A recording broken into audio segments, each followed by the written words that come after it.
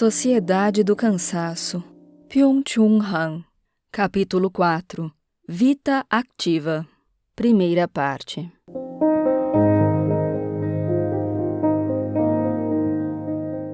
Em seu escrito Vita Activa, Hannah Arendt procura reabilitar a vida ativa contra o primado tradicional da vida contemplativa, rearticulando-a em seu múltiplo desdobramento interno. Em sua opinião, a vita activa foi declarada de forma injusta na tradição à mera agitação, nect otium, ou a escólia. Nota de rodapé. Em contraposição à concepção de Arendt, também na tradição cristã não se preza primariamente uma prevalência unilateral da vida contemplativa. Ao contrário, postula-se uma mediação entre vita activa e vita contemplativa. Assim escreve também São Gregório, abre aspas, temos de saber quando exigimos um bom programa de vida que passe da vita ativa para a vida contemplativa. Então, muitas vezes, é útil se a alma retorna da vida contemplativa para a ativa, de tal modo que a chama da contemplação que se acendeu no coração transmita toda a sua perfeição à atividade. Assim, a vida ativa deve levar-nos à contemplação, mas a contemplação, partindo daquilo que contemplamos interiormente, deve reconduzir-nos para a atividade. Fecha aspas. Apud, Haas, A.M. Die Beuterlung der Vita Contemplativa und Activa in der Dominikanermystik des 14. Jahrhunderts. In Vickers B. Organização Arbeit muss Meditation. Zurique, 1985, página 109 a 131. Aqui, página 113. Fim da nota de rodapé. Ela estabelece uma ligação de sua nova definição da vita ativa com o primado da ação. Ali, como seu mestre Heidegger, ela se dedica a abordar o ativismo heróico. Porém, o primeiro Heidegger pautou o agir decisivo no tema da morte. A possibilidade da morte impõe limites ao agir e torna a liberdade finita. Hannah Arendt, ao contrário, orienta a possibilidade da ação no nascimento, o que concede ao agir uma ênfase mais heróica. O milagre consistiria no próprio nascimento do homem e no novo começo. Em virtude de seu caráter nascivo, os homens deveriam realizar esse novo começo pela ação. Em lugar da fé que opera milagres, entra a ação. É a ação heróica que cria milagres.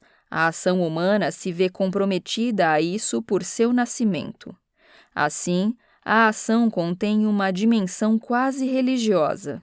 Abre aspas. O milagre consiste no fato de os seres humanos pura e simplesmente nascerem, e junto com esses, dar-se o novo começo que eles podem realizar pela ação em virtude de seu ser nascido. O fato de termos confiança no mundo e o fato de podermos ter esperança para o mundo, talvez em parte alguma tenha sido expresso de forma tão lapidar e bela como nas palavras onde os oratórios natalinos anunciam a boa nova. Nasceu-nos um menino. Fecha aspas. Nota de rodapé. Arendt, H. Vita Activa Oder von Tattinger-Lieben. Munique, 1981, página 317. Fim da nota de rodapé. Segundo Arendt, a sociedade moderna, enquanto sociedade do trabalho, aniquila toda possibilidade de agir, degradando o homem a um animal laborans, um animal trabalhador. O agir ocasiona ativamente novos processos. O homem moderno, ao contrário, estaria passivamente exposto ao processo anônimo da vida. Também o pensamento degeneraria em cálculo como função cerebral. Todas as formas de vita activa, Tanto o produzir quanto o agir decaem ao patamar do trabalho. Assim, Arendt vê a modernidade que começou inicialmente com uma ativação heróica inaudita de todas as capacidades humanas, findar numa passividade mortal. A explicação de Arendt para o triunfo do animal laborans não resiste a um teste comprobatório nas recentes evoluções sociais. Ela afirma que a vida do indivíduo da modernidade estaria, abre aspas, totalmente mergulhada na corrente do processo da vida que domina a geração, fecha aspas, e que a única decisão individual ativa consistiria apenas ainda em, abre aspas, como que soltar-se, renunciar à sua individualidade, fecha aspas, para poder, entre aspas, funcionar melhor. Nota de rodapé e bid, página 406. Fim da nota de rodapé. A absolutização do trabalho caminha de mãos dadas com a evolução segundo a qual, abre aspas, em última instância, a vida da espécie humana se impõe como a única absoluta no surgimento e difusão da sociedade. Fecha aspas. Nota de rodapé e bid, página 409, fim da nota de rodapé. Arendt acredita, inclusive, poder denotar sinais de perigo, abre aspas, de que o homem poderia estar em vias de transformar-se na espécie animal da qual ele parece descender desde Darwin. Fecha aspas. Nota de rodapé e bid, página 411, fim da nota de rodapé. Ela admite que todas as atividades humanas, basta que sejam observadas a partir de um ponto suficientemente distanciado no universo, não mais pareceriam como atividades, mas como processos biológicos. Assim, por exemplo, para um observador do espaço, a motorização portar-se-ia como um processo de mutação biológico, em cujo decurso o corpo humano, como faz um caracol, se recobre de uma casa de metal, e como fazem as bactérias reagindo aos antibióticos ao se modificarem em espécies mais resistentes. Nota de rodapé e bid. Fim da nota de rodapé. As descrições do animal laborans moderno de Arendt não correspondem às observações que podemos fazer na sociedade de desempenho de hoje. O animal laborans pós-moderno não abandona sua individualidade ou seu ego para entregar-se pelo trabalho a um processo de vida anônimo da espécie. A sociedade laboral individualizou-se numa sociedade de desempenho e numa sociedade ativa.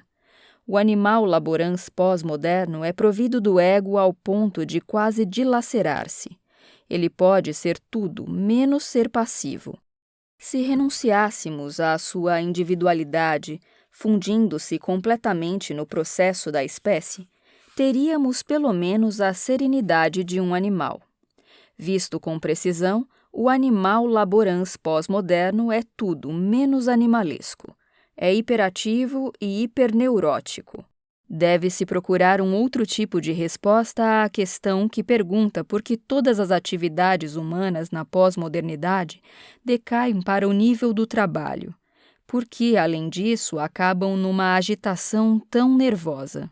A perda moderna da fé, que não diz respeito apenas a Deus e ao além, mas à própria realidade, torna a vida humana radicalmente transitória.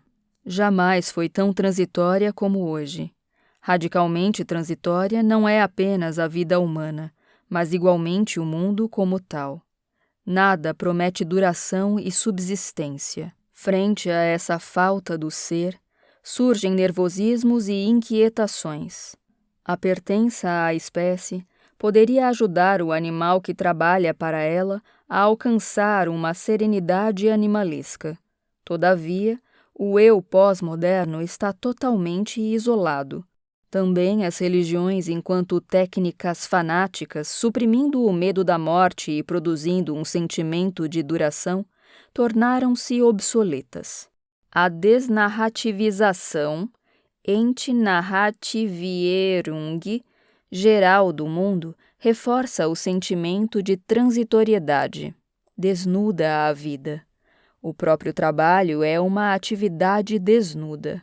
O trabalho desnudo é precisamente a atividade que corresponde à vida desnuda. O trabalho desnudo e a vida desnuda condicionam-se mutuamente. Em virtude da falta de técnicas narrativas de morte, surge a coação de conservar a vida desnuda incondicionalmente sadia. O próprio Nietzsche dissera que após a morte de Deus, a saúde se erige como uma deusa. Se houvesse um horizonte de sentido que se eleva acima da vida desnuda, a saúde não poderia ser absolutizada nessas proporções.